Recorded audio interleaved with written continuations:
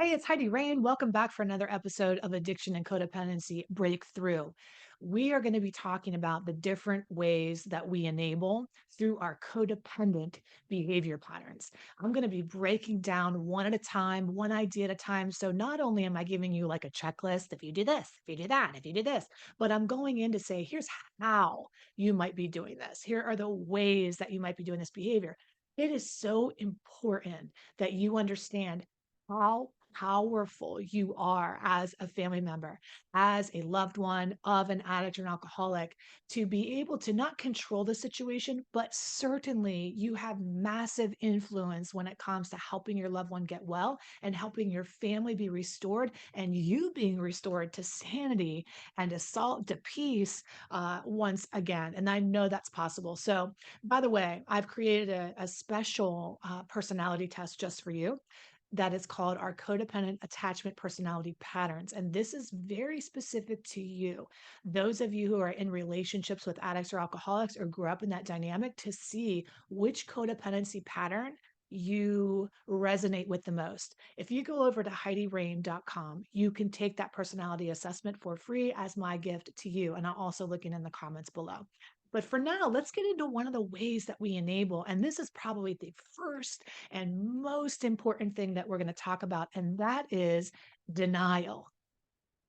Now, you might be thinking, well, I don't live in denial. I mean, I definitely know that there's an issue. I know there's a problem, but denial is like a spectrum, all the way from complete blindness, where we pretend it's not happening at all, and we deny when anybody says anything about it. We completely shut it down and act like nothing is going on.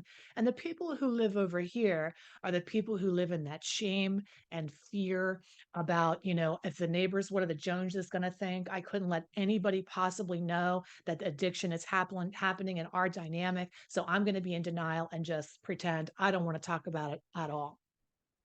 Now, I remember denial is one of those things where most of the people who live over there and that complete and total denial are usually parents also, in addition to people that live in high status kind of situations where if the thought of it getting out, word coming out, they would be devastated, embarrassed, or humiliated.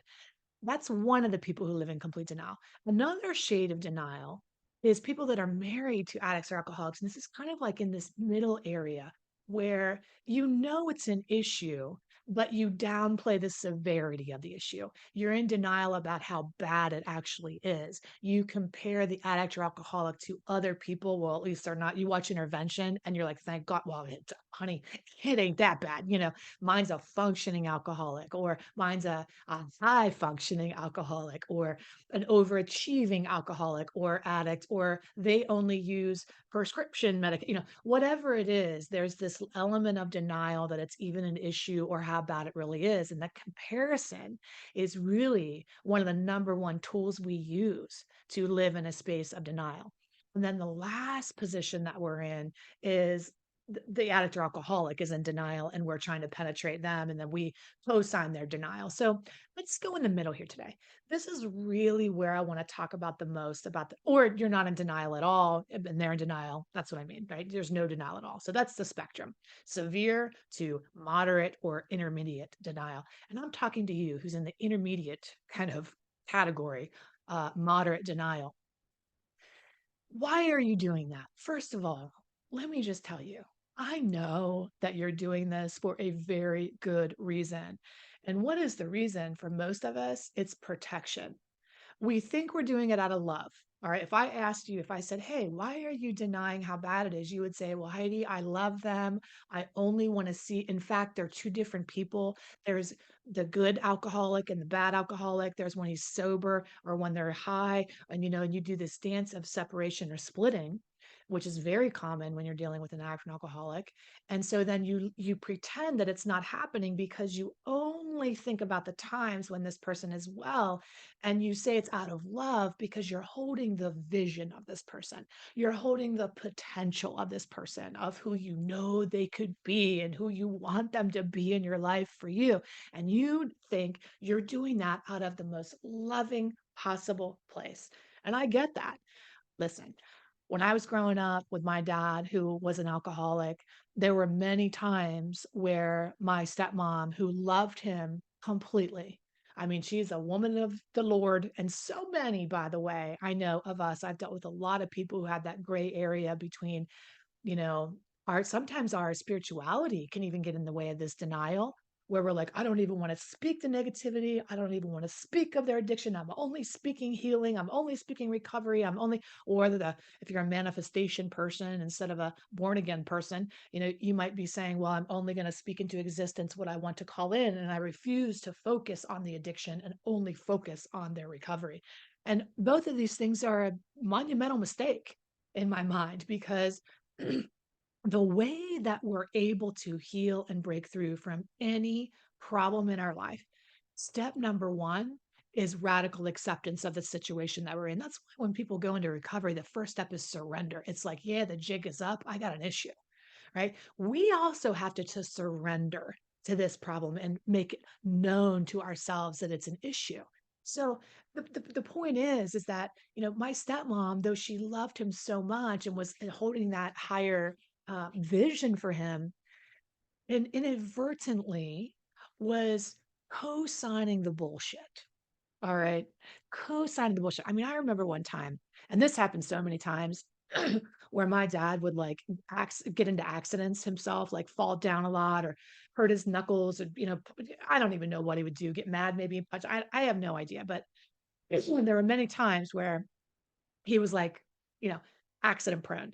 And one day he fell on the steps. He fell on the steps going downstairs to bed. He was drunker than five ways till Tuesday. I mean, he was absolutely snookered, and he fell down the steps and like was bloody. And my stepmom called down the stairs.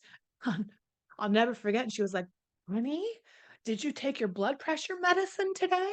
And I'm looking at her like she's got three heads. I'm saying, hey, he's drunk. And then, is he drunk? I didn't see him drink that much today. He only had a couple of drinks. He didn't have his normal drinks. And so there's this downplay, this minimization. So we think it's out of love. We want to paint the most loving picture we can of somebody. We want to keep them in high status. We want to hold them in high regard. But it's really not out of love that we're doing this if we're really honest with ourselves, right? It's out of fear. And we all know we're either working out of love or out of fear all the time. And the fear is this: if I come out of denial, my life's going to change. If and that's what every addict or alcoholic thinks to themselves. If I come out of denial, I'm going to have to do something here. If I come out of denial, my relationship might not be the relationship for me, and I might have to make some changes in my life. And I know that that is scary as hell. And so sometimes it's easier to do this and cover your eyes, or just like a half view versus going into something eyes wide open. But here's the truth: if you have any shot at all at creating the relationship that you want, that this split person is capable of giving you, the only way to it, the road to it, is paved with truth. You cannot afford to live in denial in any way, shape, or form if you are going to cut through the bullshit on the road home to sanity and peace and reuniting your family and helping everybody become as healthy as possible. We have to be eyes wide open. We have to come out of denial. And how about you? When you're listening to this episode today, I want you to wonder to yourself, what are the ways that you live in denial about what's happening? How are you maybe covering up, which we'll get to other ways that we do this, how we cover up. And these are more intense ways that our codependency comes through. But how are you in denial about it? When your friends ask what's going on, are you hesitant to share because you want to keep the image and protect the image of the person you're with? Your own family is asking you, what's going on here? And you're afraid to say to the person, yeah, Dan's drinking, or Beth is high, or whatever it is, because you don't want the family to see your family or see that person differently, and you're in this protection mode. And that denial is costing you emotional, psychological support, where if you're not recognizing it, then you don't have the help you need. You don't have somebody coming alongside of you. Now, I know that you are a little out of denial and you're in that middle spectrum and not in full ass denial. How do I know that? Because you're here.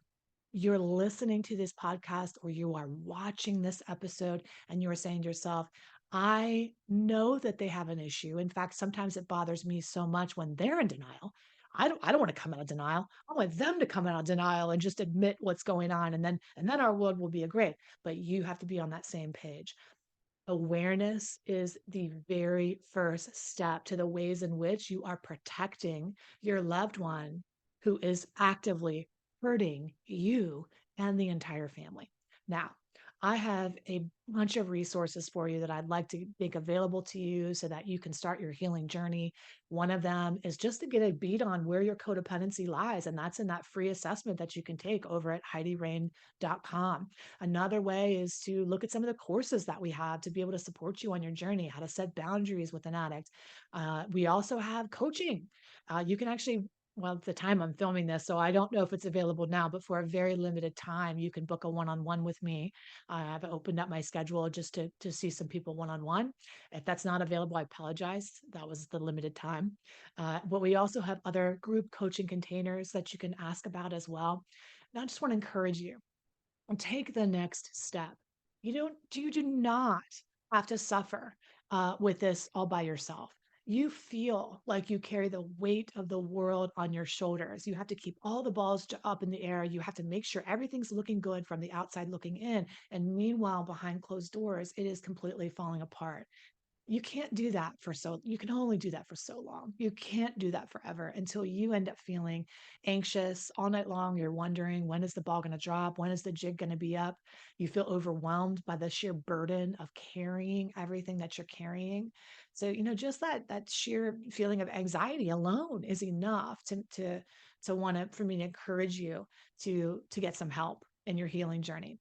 So if this has been helpful for you, do us a huge favor, leave a like for us and leave a comment. It helps us help more people. It helps this video get seen. You probably want to subscribe if you haven't subscribed already and get the notification so you can see when I put out a new sermon or lesson for us. Every week I do, sometimes multiple times a week.